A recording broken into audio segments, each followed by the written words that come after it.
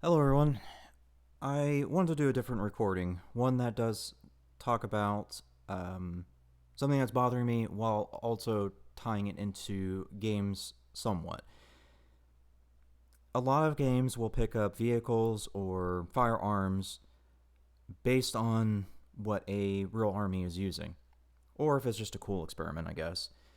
But either way, in order for me to properly explain what's bothering me, I have to go back in history a little bit. I would have to go all the way back to the adoption of 556 NATO and 762 NATO.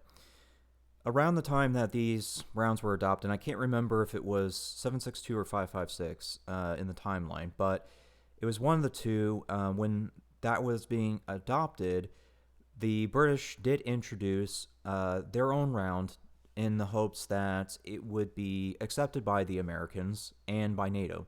That was the 280 British. You probably won't recognize this round, but you would recognize the weapon it was fired from, which is the FN FAL. The FN FAL has been in numerous games, including the most recent Call of Duty.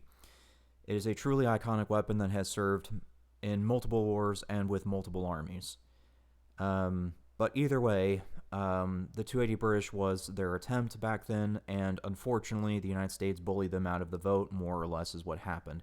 There was a lot more to it, but it's a political discussion I don't want to get into. So we're just going to leave it at they got bullied out of it. Moving on. So this isn't the first time that the United States has bullied their way into something and made decisions on their own. The next piece of history I have to talk about after the adoption of NATO is a little not so well known vehicle called the B1 Centauro. Let me tab over.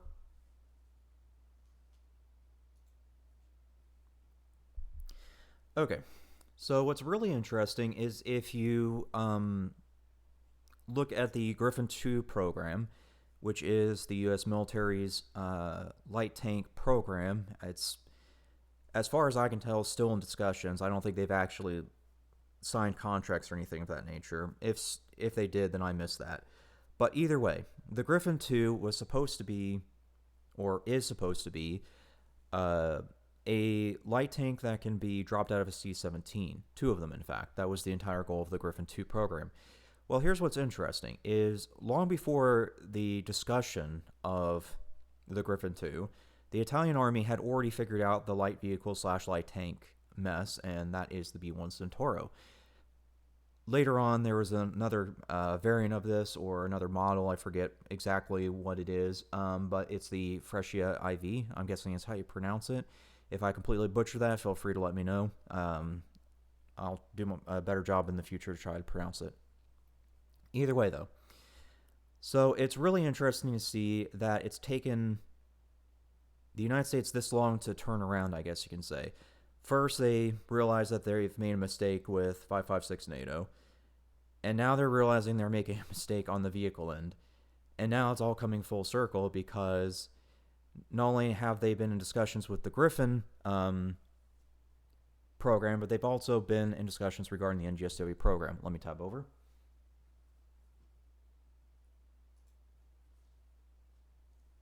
So the NGSW program is supposed to replace the M4, is what is being said. I don't think that's actually going to happen, but either way, it's what's being said, so we'll just roll with it for now. Okay, so here's another spot where you can see that the whole thing is coming full circle. If you'll look at the measurement for the NGSW program bullet, it is it's 6.8 by 51 millimeter. So it's not a SPC round, I think is its name. It's the other 6.8. I think it's like 6.8 by 43 millimeters. Somebody can correct me if I'm wrong. But either way, notice that measurement, because if we go back to what I was discussing with the 280 British, you'll notice the measurements are somewhat close to each other. 308 is 762. Okay. And then you've got this at 280, which means it's slightly below 7 millimeter. So that means the British already figured out the whole thing years ago, and now it's taken the United States this long to come around and realize the whole thing. So my point with this is regarding more recent events. So the reason I brought up this whole history lesson and all this discussion and then tied it into the future is because of the more recent discussions about Finland and Sweden talking about joining NATO. I don't agree with this, so let me just tab over real quickly.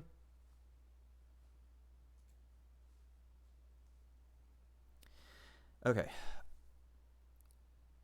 NATO had good intentions when it was formed, and they may have had good intentions over the years they've been active, but I don't feel like they have the best interest for the world. With the way things are going in terms of the voting and also just how political everything is now. Because what the world needs in situations like the whole Ukraine thing is action, immediate action. Embargoes are only going to do so much. What you really need to save lives is immediate action. I understand that there's nukes involved or threats of nukes, but you can't let that scare you into inaction, because that's just how lives get lost. There are certainly different ways to handle the situation, and I don't think that NATO is going to do it. So in that regard, for this particular situation and potentially future situations, I think Finland and Sweden's best option is to create their own alliance or initiative. A good example would be the Three Seas Initiative. Now, this one isn't military in nature as far as I can tell, but it's a similar idea of where I'm going with this. If these nations could create their own equivalent of NATO, like the Three Seas Initiative, as like an idea, then I think that would be better for those nations, not just for how things are handled overall, but also so if action is needed, then they don't have to wait for the politics to catch up. They can do whatever they need to within that region of the world, is more or less what I'm thinking here. I think another thing that could be done too is not just either initiatives or alliances between countries, but maybe some sort of, I guess you could say, military program between the nations. Because let's just say we have a scenario like this where the threat of nukes is very real. Then obviously sending in a full-on army is going to trigger that response. But if you were to use special forces and do stealthy strikes against the enemy in small numbers, then it would mitigate the chance of that response happening, assuming they don't get caught. And I think that that's very possible, because a lot of the special forces units out in that side of Europe are actually very experienced. And I even pulled up one as an example for you. Let me tab over.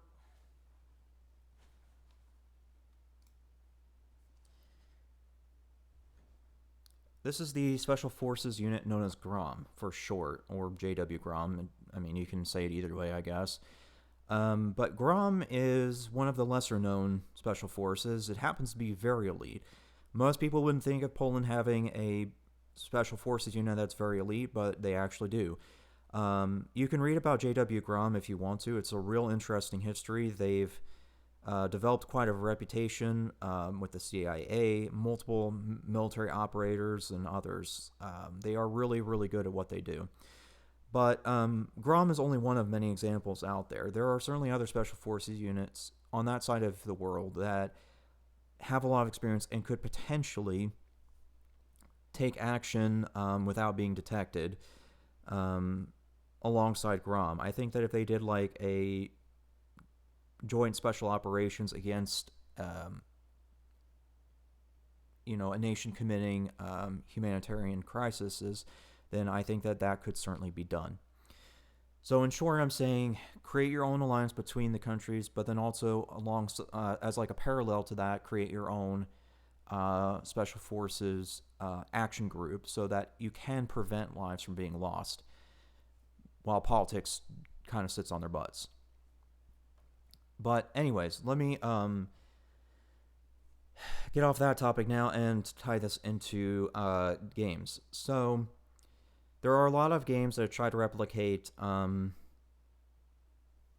current battlefield situations or potential battlefield situations. I think that if a game wanted to go forward simulating this, they could certainly do something that I was mentioning with the whole alliances and initiatives. I think another thing they could do too is actually put in special forces units from these countries into the games, like GROM. I think that it would be cool if they introduced like a GROM operator into a game.